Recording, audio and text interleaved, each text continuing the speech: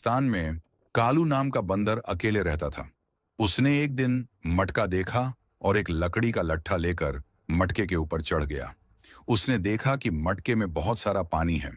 वह बहुत अच्छे से समझ गया और उसने उसमें एक पाइप लगा दिया, जिससे मटके का पानी बाहर आ गया। उसने पहले खूब पानी पिया और फिर एक और बड़ा पाइप लगा दिया, जिससे पूरे रेगिस्तान में पानी फैलने लगा। सभी जानवरों ने पानी पिया और चारों तरफ हरियाली छा गई।